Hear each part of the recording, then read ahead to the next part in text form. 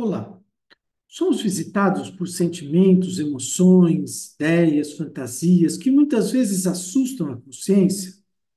O que fazer diante de experiências como esta? É muito frequente que as pessoas nessas situações, elas se perguntem, mas de onde veio isso? Por quê? Qual é a causa?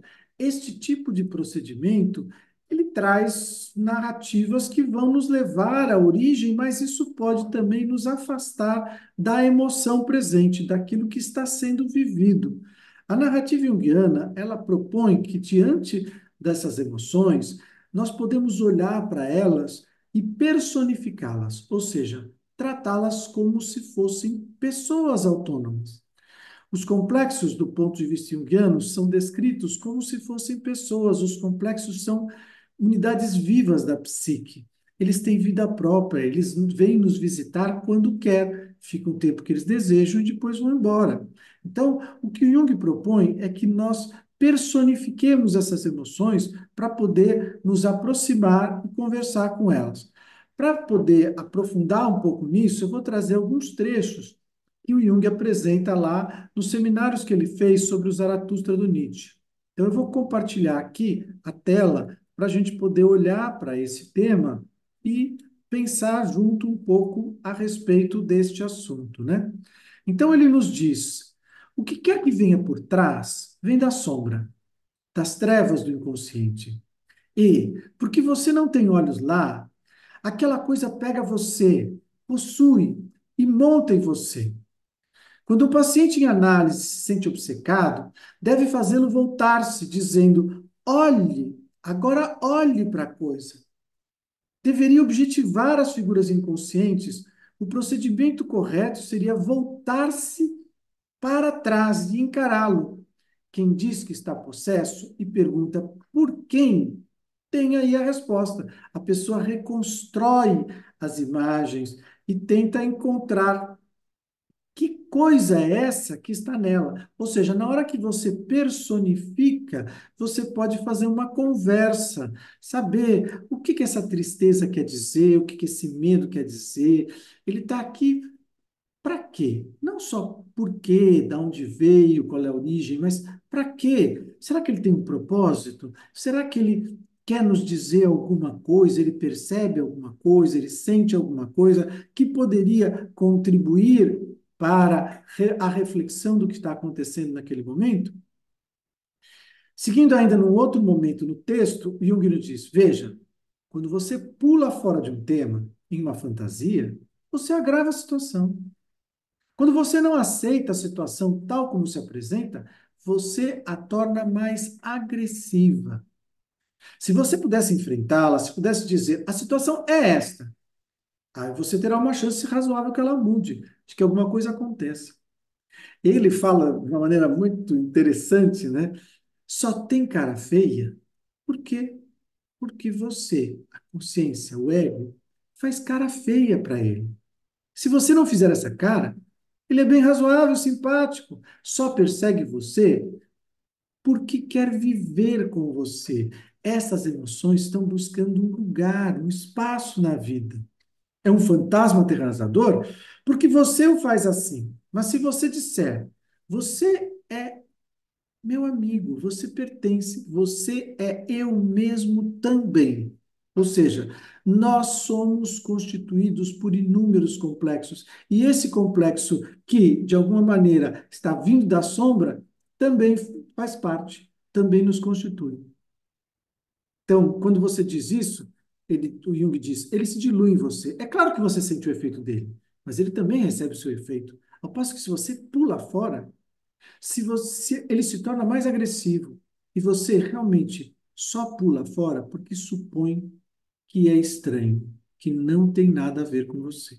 Então, o que o Jung está propondo é que nesse processo de personificação, a consciência se aproxime desses conteúdos inconscientes, ou seja, realize algo que ele chama de função transcendente, a função de aproximar a consciência do inconsciente. Num outro momento, ele vai dizer: como vocês sabem, eu personifico a sombra. A sombra é essas manifestações que vêm do inconsciente, que não, que são vividas como erradas, ruins, ou que não tiveram possibilidade de se manifestar na consciência de maneira mais sistemática, né? Então, a sombra, ela se torna ele ou ela. Eu vou conversar com a sombra como se fosse uma terceira pessoa.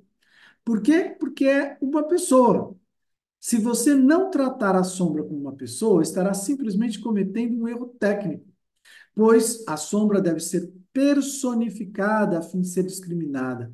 Enquanto você a vê como não tendo uma forma ou sem uma personalidade particular, ela é parcialmente idêntica a você. Em outras palavras, você será incapaz de fazer a diferença suficiente entre este objeto e você mesmo.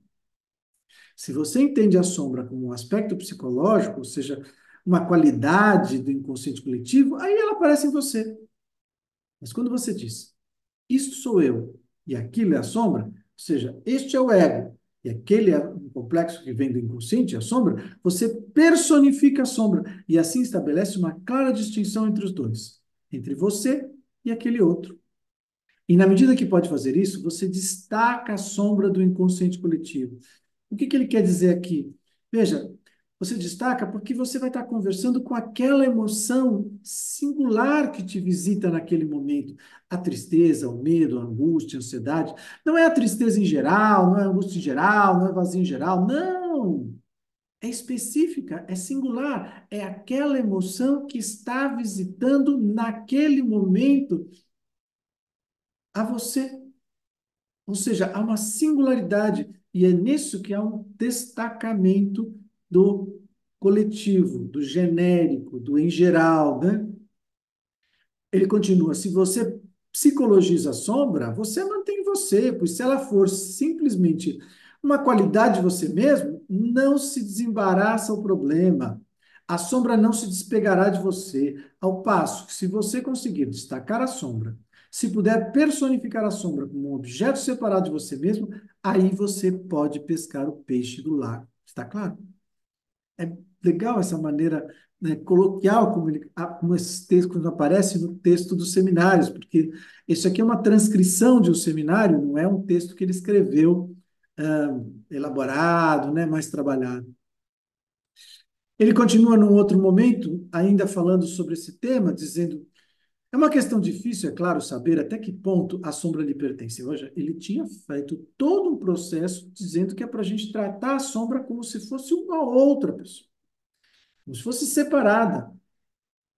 Mas ele continua na reflexão. Até que ponto a responsabilidade é sua? Afinal de contas, se é separada, como é que a responsabilidade é sua?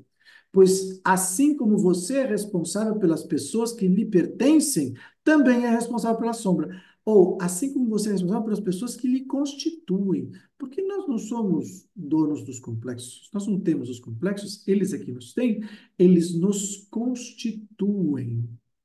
E, portanto, nós somos responsáveis pelas ações. Mesmo quando agimos tomados por uma sombra, seja por um medo, uma angústia, né, qualquer elemento desses sombrios, nós continuamos sendo responsáveis pelos atos, né? Por isso ele continua. Você não pode destacar a sombra a tal ponto que possa tratá-la como uma estranha, que não tem nada a ver com você. Não. Ela está sempre lá. Ela lhe pertence, ou ela lhe constitui, né? Há, entretanto, uma diferença. Por causa dessa diferenciação, você deve separar as duas figuras a fim de entender o que é a sombra e o que é você mesmo, né?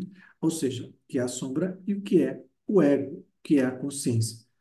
Esses trechos acho que nos ajudam a refletir um pouco da importância do personificar na narrativa junguiana e como isso pode nos ajudar no trabalho clínico e também no cotidiano, na vida de todos nós. A personificação é algo que pode ser incrementado usando técnicas da arte-terapia. Então, você personifica e pode desenhar, pintar, modelar aquela figura, e isso às vezes facilita a poder conversar com a figura personificada. Espero que isso tenha ajudado na reflexão sobre este tema tão importante na narrativa junguiana. Obrigado.